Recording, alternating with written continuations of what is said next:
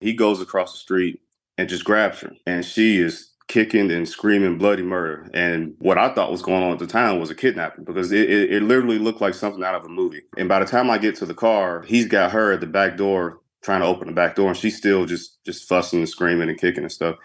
So I get out the car and I have my hand on my gun. All right, gang, let's talk about dry fire. Dry fire is an important part of anyone's training regimen. We recommend you pick up the Manus Firearms Training System. The Manus X is a phenomenal little tool in your toolbox. Manus has been a longtime supporter of active self-protection, and we are super grateful for their support and their product. We found it to be so valuable in our own shooting work. You're going to get immediate, measurable visual feedback. They can take so much time out of the learning curve of dry fire, and this product is worth every penny in our opinion. What gets measured gets improved, and this helps you measure every aspect of dry and live fire. Visit them at mantis.com and let them know you heard about them on the Active Self-Protection Podcast. Alrighty, gang, welcome back to the Active Self-Protection Podcast. I am once again your host, Mike Williver, and I am your favorite former Fed. Fun fact, I was a local cop for a brief period of time before that, so I can't be your favorite former cop because I didn't do it long enough. I didn't retire as a cop, so that's just a little trivia for you at home. Folks, we are joined this week by a man who's going to go by Q, just the first letter of his first name. So we're going to go with Q. He lives in Western Kentucky, and he is currently in law enforcement. The incident he's going to talk about today actually stems from an incident before he was LE, so that'll be of some interest to us. Q, how are you, sir? I'm doing good, Mike. How are you? I'm doing great. A pleasure. I said to him before we hit the record button how much I appreciate him writing in and being willing to share his story. I have not heard his story, just a very, very rough beginning outline of it, because as you know, I like to hear about these events for the first time as much as possible along with the audience and frame my questions based on what I am hearing. So, as I said, he's in Western Kentucky. Real quick, tell us what was the job you were doing when this incident happened and about how long ago was the incident? So at the time, I was a firefighter EMT, and the incident happened somewhere around mid to late 2017. Okay. And was this, you're from Chicago originally. Was this in Chicago or in Kentucky? Oh, no, this was in Kentucky. Okay. All right. Very good. And we'll talk about Chicago probably a little bit more later. So talk to us about your background. You told me a little bit, and you did mention that you were a CCW holder, or you were armed at least at the time of this incident, and you were not law enforcement yet. So did you have a CCW, or were you in a constitutional carry kind of situation? Well, I'm in the constitutional carry state, but I did have a concealed carry permit at the time. So okay, so in Kentucky, is that I don't think I've talked to anyone from Kentucky with a CCW yet. I don't think. Maybe Missouri is about as close as I've gotten to there. So can you just kind of give us a brief overview of the process? What was it like to get your CCW there? Was it terribly difficult? Did you have to get it approved by a sheriff, or how did that work? Oh no, so Kentucky is a shall issue state. So the only thing you have to do is go to a class. It's a 1-day course. They take you through the legal half, the first half of the day. In the second half, you go to the range and basically show that you're proficient, or at least somewhat proficient, with the firearm. And then at some point in the mail, about a month or so down the road, you'll get your license. It's not like, other places in the country, where like Chicago or LA, where it's this big affair. You know what I mean? It's pretty simple. So here's a question I don't get to ask very often. Now that you are law enforcement, and again, here's a caveat: not that every law enforcement officer, as Q and I will both tell you, is necessarily very knowledgeable about firearms or necessarily very good with firearms. But I assume since you're listening to the podcast and watching the channel, you're probably above average with your firearms handling. So with that in mind, do you think that the process to get your CCW prepared you to use your firearm in a prudent and reasonable manner now that you have more training under your belt as a police officer? I would definitely say on the legal side. So as far as just shooting in general, I've been practicing and such for a while. Mm-hmm. So as far as getting my CCW license, I think the legal side definitely helped me to understand the law, helped me to understand when I can and cannot use deadly force. Because you'd be surprised, so many people are carrying firearms and they think they can just, up and shoot somebody just because they stepped a toe on their front lawn. You know what I mean? Q, you would be surprised how not surprised I am anymore. I used to be, but I'm well past that. I've lost my illusions in my travels as far as what people think. somebody cuts them off or brake checks them, and they can wave their gun around now to that's what they think they can do. So yeah, I'm glad. So, but as far as training, did you feel? We won't get into the incident yet, but had you had to use your firearm to protect yourself or others, you feel like you were ready to do that? Oh, absolutely, Okay. absolutely. At that point in my life, I was. I mean, I still do it today, but I was back then. Definitely, I was dry firing all the time, shooting as much as I could. I'm a big gun nut. That's my hobby. So I like to shoot and I like guns. So it just kind of came naturally to me. Right on. So, any other background in self defense, for example, martial arts or any other kind of stuff prior to being law enforcement? I was in the military for 4 years. That's actually what brought me to Western Kentucky. I was stationed at Fort Campbell. Hmm. Um, I- but when I was 18, I enlisted. I joined. I did 4 years here at Campbell, and during that time, obviously lots of firearms training, Army combatives, and things like that. When I got out of the military, I did a little bit of jujitsu, not a whole lot, just here and there. But the majority of the focus of my training was in firearms, just because that's a hobby of mine. So, Very good. Well, you do the things you love, right? So, talk to us about the incident at hand. You were in Western Kentucky. You were a concealed weapons permit holder. You were armed. So, just kind of walk us through that day and what you were doing and how it unfolded. all right. This was a Friday night slash Saturday morning. I actually went to a good friend of mine's house that Saturday afternoon or evening. Went over there. He's a good buddy of mine. We like to sit out on his back deck, smoke cigars, solve the world's problems. You know what I mean? So we were out there just hanging out, and I stayed over his house till about 1:45, 2 o'clock in the morning, something like that. So I'm leaving his house. It's a warm night. I've got the windows down. I'm driving, listening to music. Um, so where he lives, he lives in Clarksville, Tennessee. So if anybody knows kind of the Fort Campbell area, you've got Fort Campbell, which is in Tennessee and Kentucky. You've got Clarksville, Tennessee, which is where he lives. Then you've got Oak Grove, which I had to drive through to get back to where I lived at the time. So I'm leaving Clarksville, uh, driving through.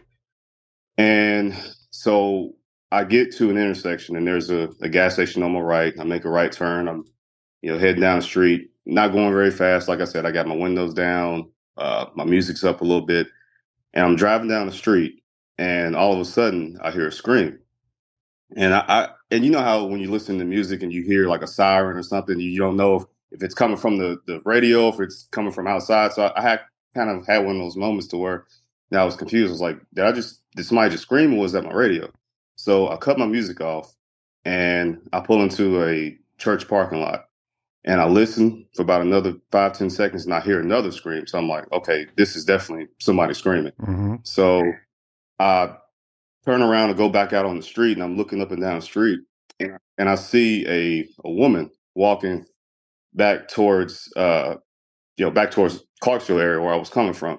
So she's walking down the street and I see a guy walking next to her. I can't really hear what they're saying because they're about 200 meters away from me at this point. Mm-hmm. So they're walking back towards the gas station I told you I passed, trying to come home. So she's walking down the street. The guy goes back across the street towards the gas station. So I'm just watching them for a little bit. And the girl keeps walking and I don't see the guy anymore. So sit there for a little while just to make sure everything was okay. So um, after a few minutes, I noticed the guy, he gets in the car and then he drives onto the street. And then now he's, kind of driving a couple miles per hour next to the girl as she's walking down the street. So I go back the way I came and pull to that same gas station that he pulled out of. And so I'm sitting there and I'm kind of watching what's going on. She's walking. He's kind of trailing beside her in the car. Then all of a sudden he accelerates. He accelerates maybe about 50, 75 meters ahead of her and pulls into a abandoned little gravel parking lot. So she then crosses the street, and at this time I'm on the phone because what I forgot to mention was as I was sitting there watching them, I can kind of hear some yelling and screaming. So I get on the phone. I just let dispatch know like, hey, I've got some sort of domestic disturbance. You might want to send an officer. So I'm on the phone talking to them, telling them my location, telling them what I'm seeing and what's going on. Mm-hmm. So, so like I said, he pulls ahead of her, and then she crosses the street, and he gets out of his car and he goes across the street and just grabs her from the back, and she is kicking and screaming bloody murder. And what I thought was going on at the time was a kidnapping because it literally looked like something out of a movie. Mm-hmm. Like he went over there and literally scooped her up as if he's about to kidnap her. So, like I said, I'm already on the phone with 911, and I'm like, hey, send some officers quick. This guy's kidnapping her. I'm going to go down there and see if I can stop it. So, I hurry up and I fly down there and I stop about a good 10, 15 feet away, like pretty much right up on him. Mm-hmm. So I get out my car, and by the time I get to the car, he's got her at the back door trying to open the back door, and she's still just fussing and screaming and kicking and stuff. So I get out the car, and I have my hand on my gun. So I carry appendix, and I had my hand on my gun, and I never drew it or anything, but I just got out and I said, "Hey, let her go. Don't put her in that car." And he looks at me, he starts fussing. Oh, you don't know what's going on. Get out of here, man. And he's using all types of colorful language. So I'm like, man, I'm telling you, you better not put her in that car. And then he lets her go and he starts walking towards me. Now, in And that moment, do you think he tell you were making a motion like you had a pistol, like you were going to potentially draw a gun, or could you tell if he was aware of that or not? no, he wasn't aware. And I'm actually about to get into why he Okay. wasn't aware. So again, we had a little exchange. I kept telling him, man, don't put her in that car. Don't put her in the car. I never once said, I got a gun. I'm gonna shoot you or anything like that. But I did have my hand on my gun, and anybody looking at me could have seen that even at night. Mm-hmm. So he lets her go, and he kind of starts walking towards me. So I've already scanned his hands and his waistline, and he's not reaching for anything, and I don't see any prints of a gun or anything like that. Mm-hmm. So he starts walking towards me, and I'm looking at his face. And he took a couple steps, and then he stopped, and it was almost like he saw a ghost. You know what I mean? Because he seen that I had my hand on my gun. Then the whole dynamic changed. He's like, oh, no, man, it ain't that serious. You ain't got to do that. No, man, just chill out, and telling me to chill out at this point. Right. Yeah. And I'm like, I was like, nah, man, I already called the cops. You ain't going nowhere. And then, so when he realized I had my hand on my gun, he was a completely different person than what he was 5 seconds ago. You know what Sure. I mean? So, uh, so we have a little bit of an exchange, and then finally, the police department they come around the corner, flying lights and sirens. They pull up. Um, so one officer goes and talks to the guy, and I went and talked with the other officer. And so I told the officer that I was talking to exactly what I saw. I told him from beginning to end what I heard, what I saw. I told him that I called because I thought it was a domestic disturbance, and then it turned into a potential kidnapping. Mm-hmm. Obviously, he knew I was armed. I told him that. And I told the dispatcher that. Um, so he was like, okay, I hear you and everything. And then they switched. Like the officer that was talking to me went to go talk to the guy and the girl, and then the other officer was talking with them came to talk to me. Mm-hmm. And I told him the same story all over again. And he asked me, okay, he said, "Where's your gun at?" And I lifted my shirt up, and he seen my rig, and he kind of laughed, and I thought that was weird. Right. I guess maybe appendix carry is weird to some people. I don't know, but he laughed at me, and it just kind of threw me off from what was going on, and I was like, okay, that was weird. Um, so the original officer I talked to, he came back to me. And he said, man, and he even said it himself, and I knew I was in the right. I knew legally what I was doing was right. And I knew that had he not stopped what he was doing, I knew that legally I would have been justified to act. But he even said, "Hey, look, man, I think you would have been justified if had he continued, you would have been justified to use the force." And I was like, "Well, I appreciate that and everything." So he agreed with me, and again, because from what I saw, a reasonable person would conclude that this was a potential kidnapping. Mm-hmm. You know what I mean? So yeah, but here's the twist and the funny part to all this is what was actually going on was the girl was at a party in the city I was going through, and she called the guy to come pick her up from this party. Okay. And I guess when he got there, she was so intoxicated. I don't know if it was alcohol or some other substance, but she was so intoxicated that she wouldn't get in the car with him. So she starts to walk off. Um, and then that's when, our paths kind of crossed. And so what he was trying to do was get her in the car, and she didn't want to go with him. Mm.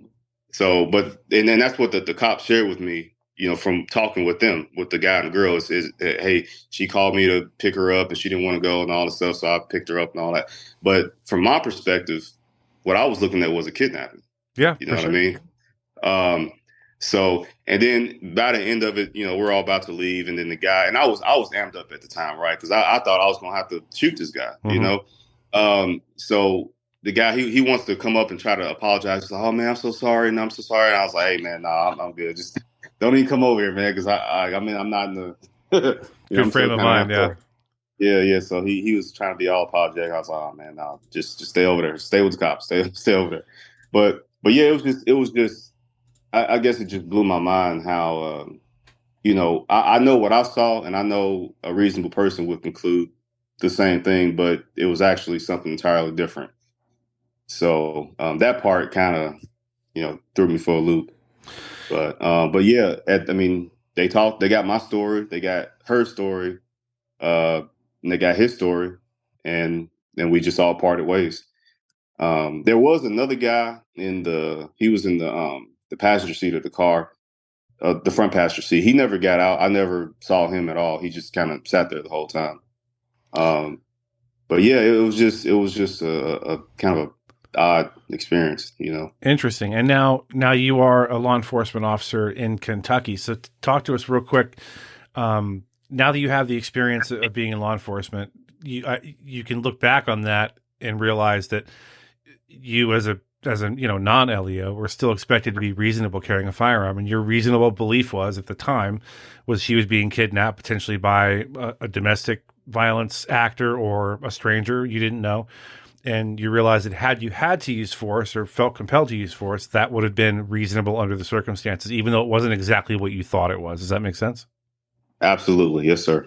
So let me ask you a couple questions. Not a whole lot of lessons out of this one. I think just an interesting story. Let me ask you: when you said to dispatch, "Hey, I'm going to go see if I can"? First of all, you told me you were armed. Did they react any kind of way about you being armed? Like, well, don't draw your gun, or do they just say, "Okay, rock on"?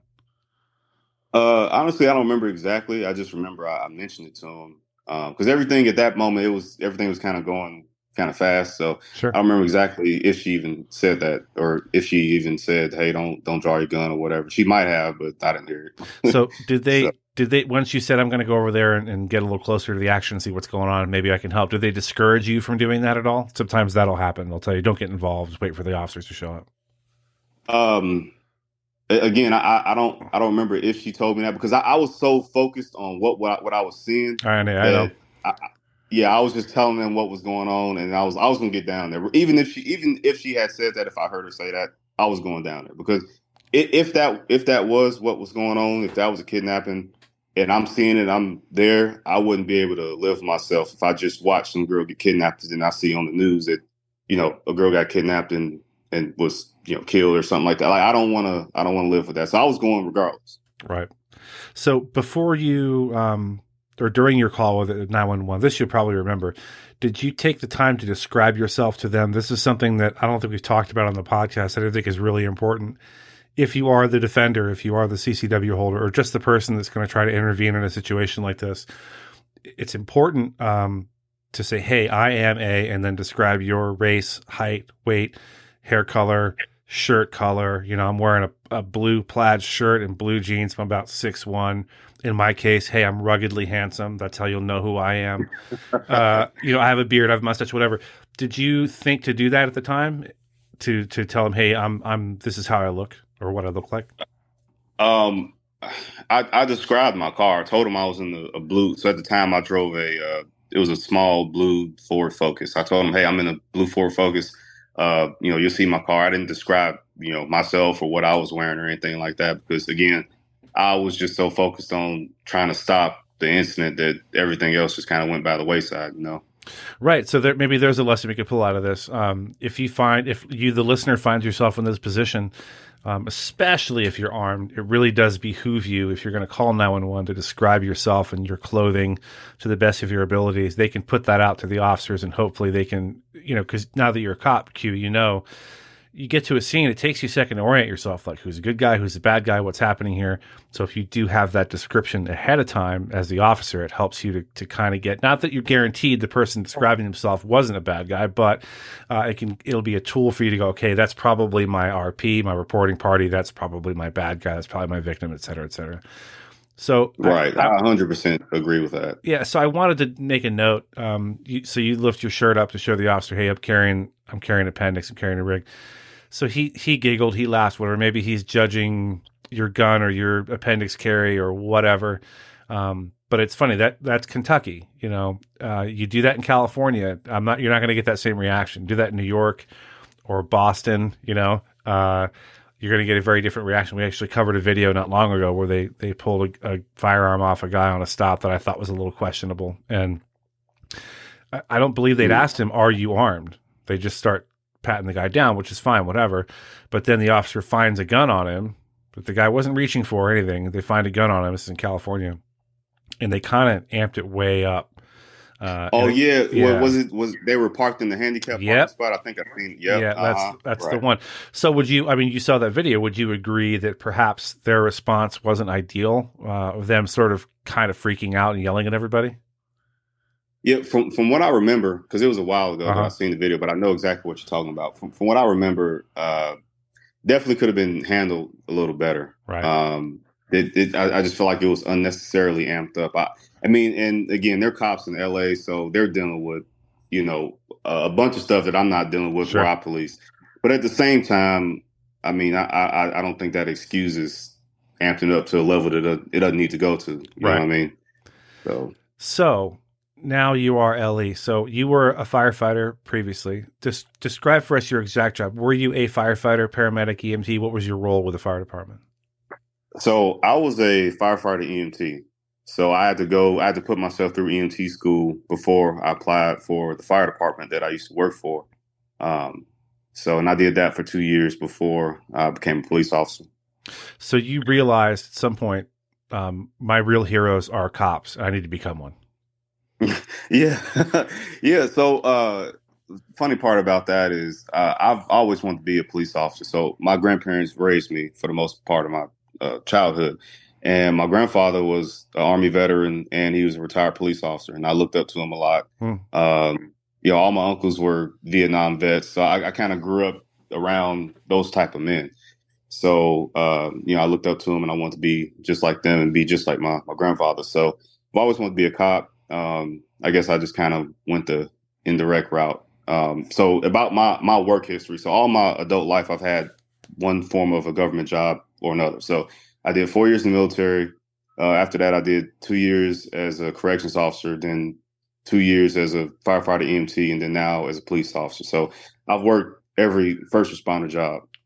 So, uh, you know, I've got quite a bit of experience and seen a lot of different scenarios, from different sides, So, Absolutely. So I have a note here. I talked to my guest briefly before we hit the record button every time we do one of these, and I have the word Chicago with a question mark after it. So you're from Chicago originally. Talk to us about the environment up there. I mean, I think I said something to you like, I'm glad this happened to you, or I'm glad you're a cop in Kentucky and not Chicago, because it's a rough place to have to be in law enforcement.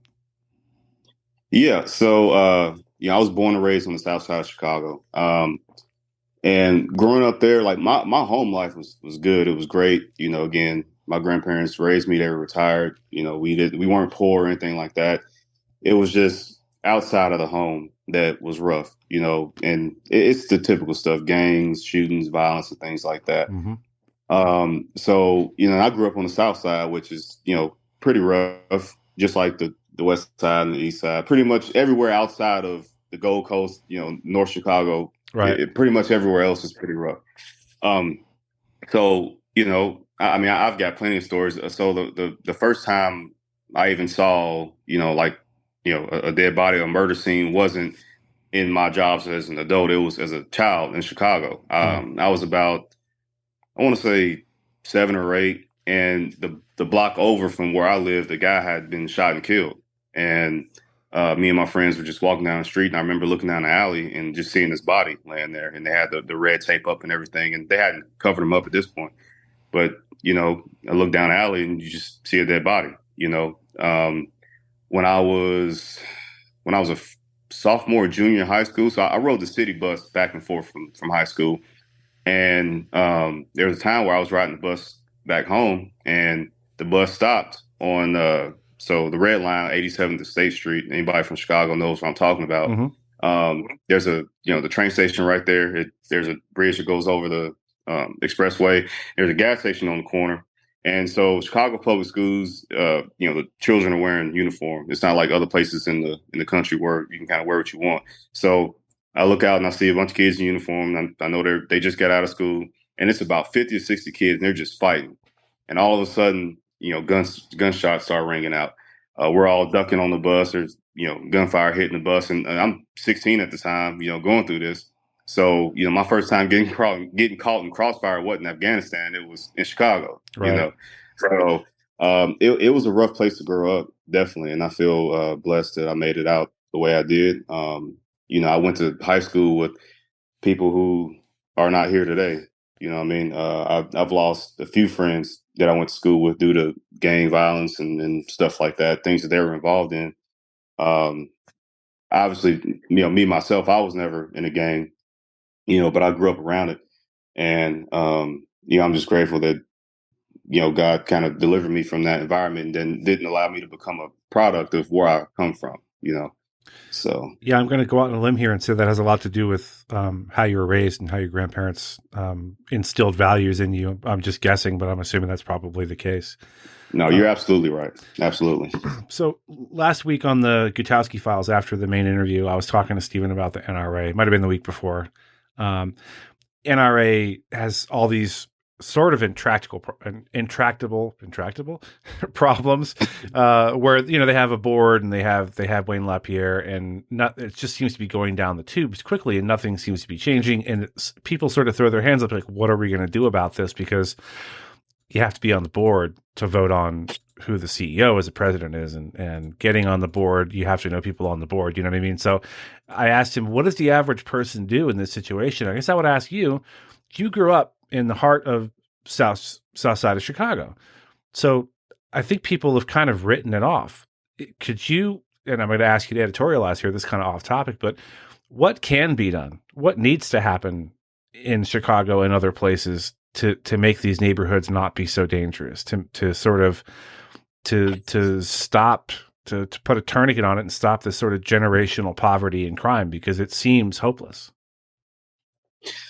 I will agree. It definitely seems like it's a hopeless endeavor. I feel like a lot of what's going on in Chicago and these big cities.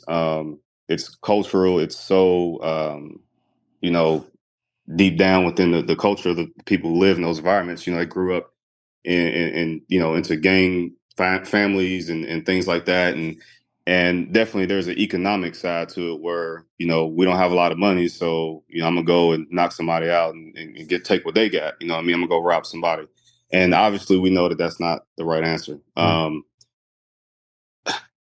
I feel like this problem is more complex than a 5-minute answer. But I will say this: I will say that one, I do believe that it starts with the leadership of a city, town, community, whatever, and it starts with the government to an extent. So if the government isn't hard on criminals, if they're kind of handling crime and things like that with soft baby hands, that does nothing but enable and kind of encourage lawlessness. Right.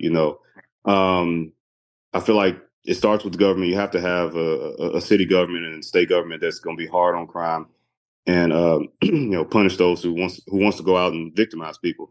I also feel like you have to arm the populace. So if you notice, cities like Chicago, LA, like they usually have pretty strict gun laws. Mm-hmm. So if you notice, the things that are happening in those cities aren't happening in other parts of the country where it's not so hard and strenuous to get a concealed carry permit. You don't have to go through an act of Congress to buy rounds or to buy a gun, you know.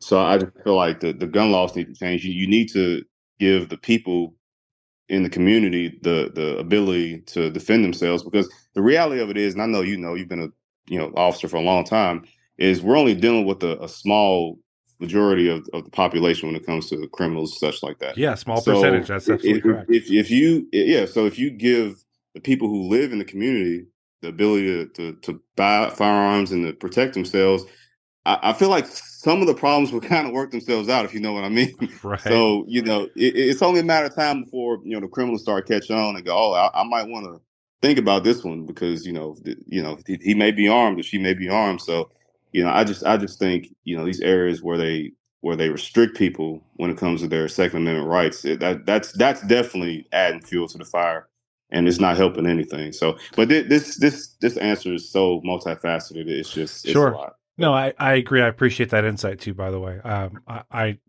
I grew up just outside of Washington D.C. and when I was coming up, I was a police explorer in Montgomery County, Maryland, and just a few miles down the road in Southeast Washington. It was a murder capital of the world. I didn't grow up in that environment. I'm not claiming I was from these streets or anything like that. Not even close. But Yeah.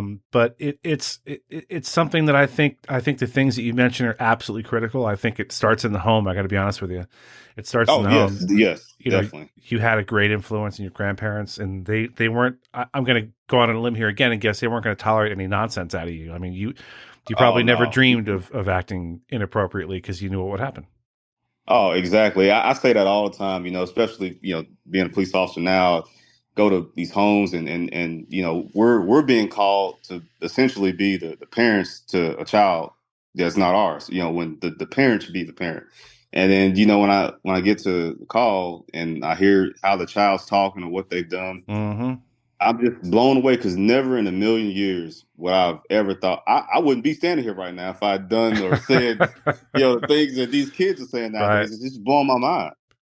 But Yeah. but you're absolutely right, and I feel bad that I didn't say that. It definitely starts in the home. It starts in the home. It starts with disciplining your children. Whoop your kids. That's It's what I it's mean. not against the law I to didn't. whoop your kids. I didn't say it, folks, but I'll just put it this way.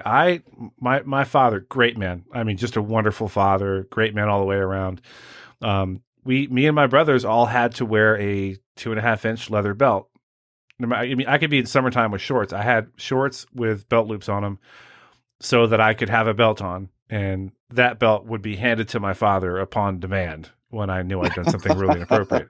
That's the thing, man. I tell you, if you got to get your own switch out of the backyard or hand him your belt, I don't know what about that psychologically makes it more powerful, but it definitely does. Q, I don't want to miss anything. Is there anything you wanted to touch on that we haven't touched on already?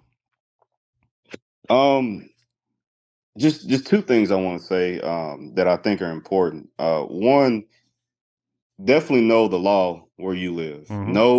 Know when you can use regular physical force. Know when you can use deadly force. Don't just assume that you can kind of do whatever in whatever situation. Know the law, because that's that's what made me comfortable. And what I was doing was I knew that I wasn't doing anything that was illegal, out of bounds, anything like that. I knew what the Kentucky law says on using and employing deadly force. Mm-hmm. Um, so definitely know the law. Don't be ignorant on that, because ignorance of the law is no excuse, no excuse, and you don't want to wind up in prison because you thought that you were doing something right when you were actually completely wrong. And let me touch on that Uh, real quick. That also, this applies to you, CCW, but even more so as a police officer. Understanding your ability to do what you're doing, knowing that you're legally on solid footing makes such a difference in your ability to act. If you're worried in yeah, the back of your head, you're worried, oh, can I, am I in this place legally? Can I do this? That's going to be a detriment to your ability to act in the case that you have to act. Moving on, there was another point you wanted to make. I'm sorry. yeah. So the second point is, and again, I told you what was really going on. She actually called the guy and all that. But had this been a real kidnapping, that woman had no chance Mm. against that guy. I would implore women everywhere to become self defenders, know how to defend yourself, buy a gun, get training. because the reality of it is women are in a vulnerable population. Yeah, because when seconds count, as much as the police want to be everywhere at once to protect you, they just can't be. It's just not possible. So when seconds count, those police Exactly. are minutes away, and you know that better than most people, because most times, as a police officer, as a sheriff's deputy, unfortunately, most of the time, you're getting there once the crime is done and it's over, and you're taking a report and hopefully trying to catch a bad guy, which is all well and good, but catching a bad guy isn't going to protect you from the harm that's already happened. It's not gonna bring back a lost loved one. It's not gonna undo the trauma and the PTS that you've suffered as a result of the incident because you couldn't defend yourself, because you couldn't have that agency. So, Q, what a great way to end. Wise words, sir. This has been an absolute pleasure. I thank you so much for writing in, and you have my email now. Anytime, hit me up, and if you're in Arizona, let me know. Hey, thank you. I appreciate you having me. Alrighty, our main interview is over. It is time now for the Gutowski Files, starring Stephen Gutowski. He is the founder of TheReload.com and the host of the weekly Reload podcast. Stephen, how are you, sir? I'm doing well. How are you? I'm doing well. Behind the scenes, a little inside baseball. Stephen is trying to nurse me along to help me to get the video up and running. We're hoping to have that here in the next few weeks. God willing, we shall see. And the Active Self-Protection app, John and Neil are down in Atlanta this week working on some stuff for that. Really exciting stuff that you're going to love once it goes live. So keep an eye out for that. This week, we are discussing something that I had not seen until I was looking around for an article for Stephen and I to discuss for this week.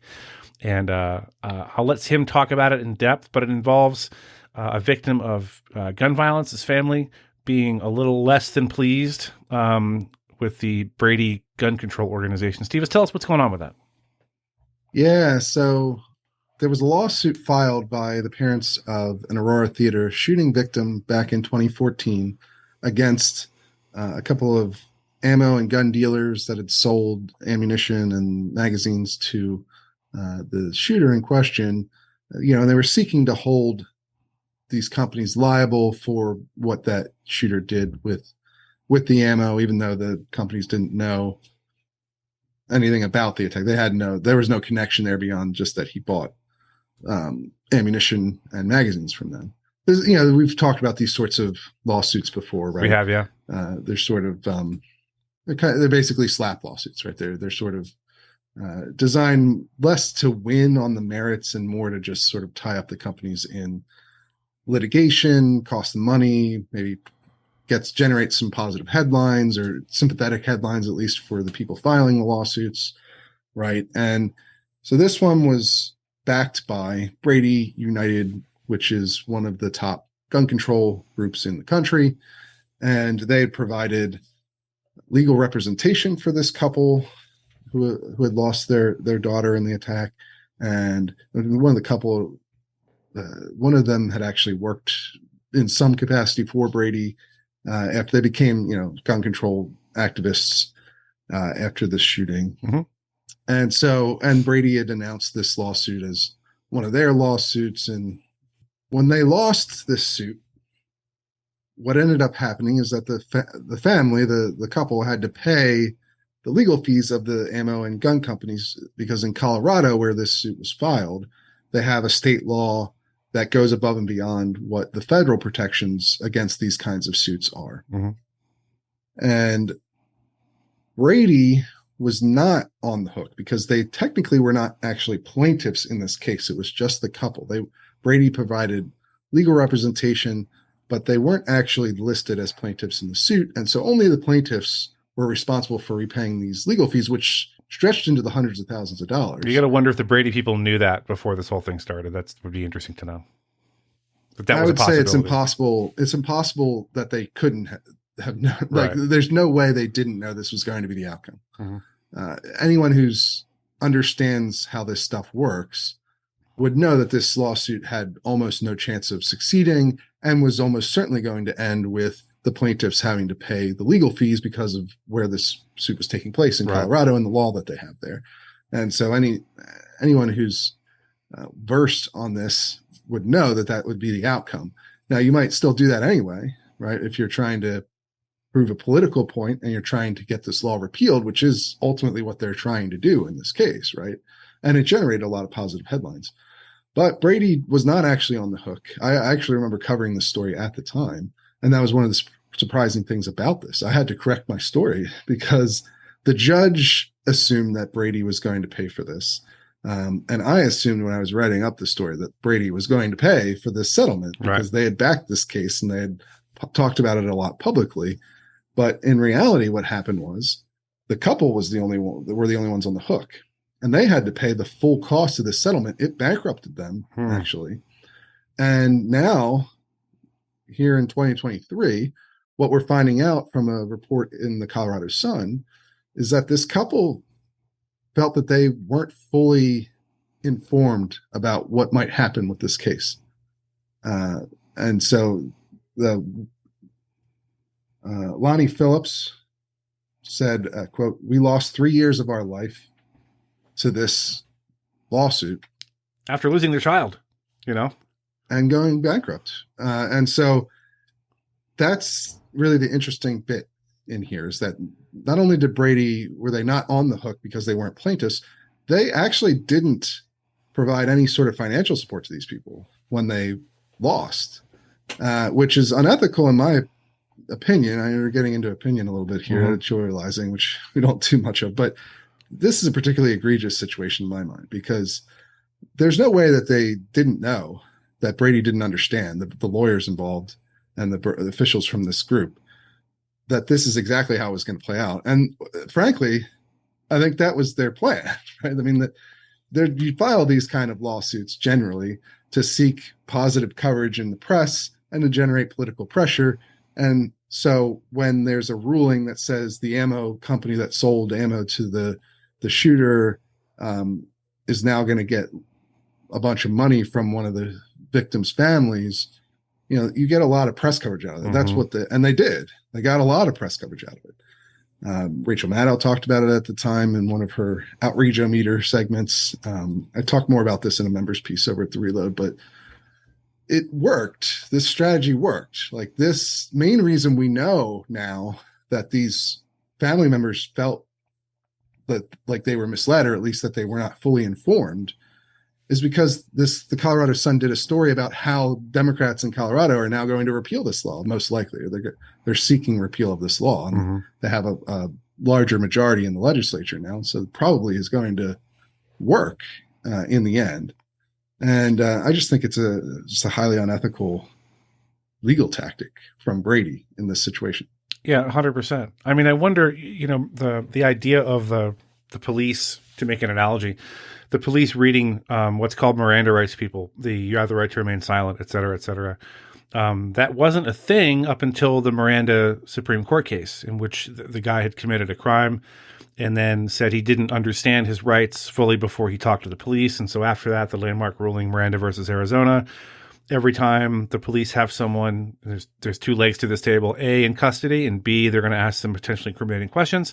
They have to explain their rights to them. I wonder if we couldn't have something like that, at least for these sorts of lawsuits, where I'm gonna guess the Brady folks came to them, but who knows? But I feel like their attorneys should have read them their rights, before we start, and go, look, if you lose this, you're going to be on the hook for this sort of thing, so they could be fully informed. Does that not exist? So here's what Brady says, just to be fair to them. I reached out for comment. Here's what they told me. They stressed this repeatedly, that they disputed this idea that the Phillips, this is the couple's names, the Phillips, weren't informed about the risks of this lawsuit. So this is Mike Stankiewicz, who's a spokesperson for Brady. He said, "Brady always informs our clients of the financial risks involved in the cases they file, especially when filing in a state like Colorado that has a gun industry special protection law that requires victims who bring about these lawsuits to pay for attorney and other fees when unsuccessful. That was done in this case and in every single other case Brady has litigated on behalf of gun violence victims." So that's what Brady said. And then later on, they also, when I asked them why they didn't pay for these hundreds of thousands of dollars in legal fees for the Phillips, right, who by all accounts are just sort of a regular couple that was affected by this terrible shooting and then became gun control activists after the fact, which of course is their right. But Brady said nonprofits like Brady do not have the financial funds to pay for unsuccessful suits that clients decide to bring, which is why we always make clear to clients the financial risks involved in these lawsuits. And so, he's there, and then they shifted the blame to the defendants in the case who sought the legal fees in the first place. But essentially they're saying that Brady just doesn't have the money to cover this sort of settlement like this. Mm-hmm. But so that's their position, just to be clear.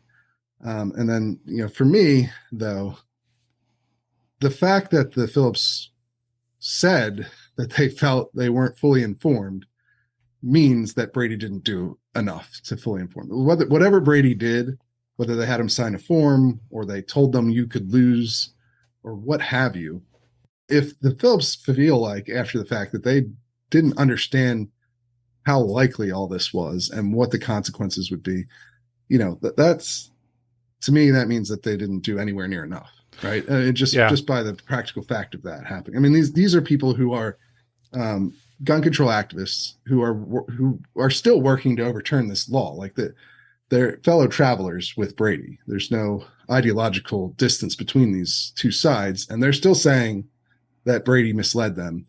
I mean, it's a strong case that they probably did, right? Doesn't look good. We had a commenter on one of our videos on the main channel this week from Australia who says, hey, this doesn't pass the pub test. And he went on to explain the pub test is just if you're down the pub with your friends and you see something on TV and everyone agrees this is crap, this is not good. It just doesn't look or sound good. Let's switch gears real quick. If the folks were to go over to the Weekly Reload or to your YouTube channel and look at this week's Weekly Reload podcast, what might they see?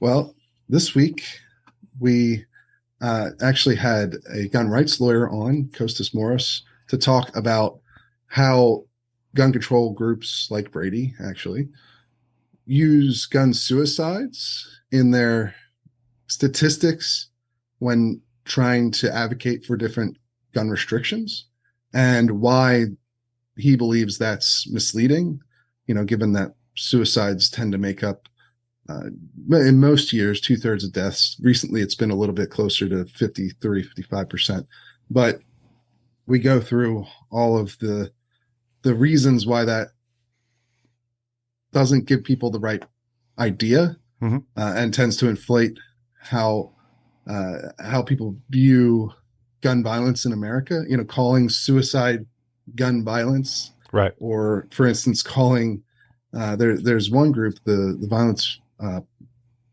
Project, I believe it's called, that actually has a website called Concealed Carry Killers, where they list out, all the people who they could find that have concealed carry licenses, who murder other people, or at least who have killed people. And actually half of their database, half of the numbers that they found are people who've just committed suicide. Oh, wow. And have not killed anyone else. And, so that's the most egregious example, of course. But even if you go to, every town or some of the more prominent groups out there, they a lot of their claims about how stricter gun laws, reduce gun violence incorporates this idea that suicides are part of gun violence. And often when you drill down, what you'll see is, like, for instance, in California, which we talk about extensively, California has a relatively low suicide rate, including their gun suicide rate. And so when the governor there, Governor Newsom, Democrat, talks about how California's gun laws are the reason that it has a low gun death rate, what he's really saying is it has a low gun suicide rate, because their gun murder rate, or their overall murder rate, really not very different from neighboring states, including, for instance, Arizona, which has basically the exact opposite in terms of gun laws and is a neighboring state. And the gun murder rate there is not very different from California. And you could even go to some of the Mountain West states like Oregon and Washington, which have less strict gun laws than California and lower gun murder rates. And this we get into far more details about this, but that's what the main discussion is, this idea of should gun suicides be included in these gun violence counts, and why not? Why is it misleading to do that? And we go through all the different examples of how it can be something that gives people the wrong impression. So folks, go over to thereload.com, carefully consider getting a membership. Go over to youtube.com and look up the Reload podcast to watch that stuff more in depth. Stephen, after these two stories, I'm going to go take a shower because I feel gross having talked about these two things. Stephen, I want you to have a wonderful week. God willing, I will see you next time. Absolutely.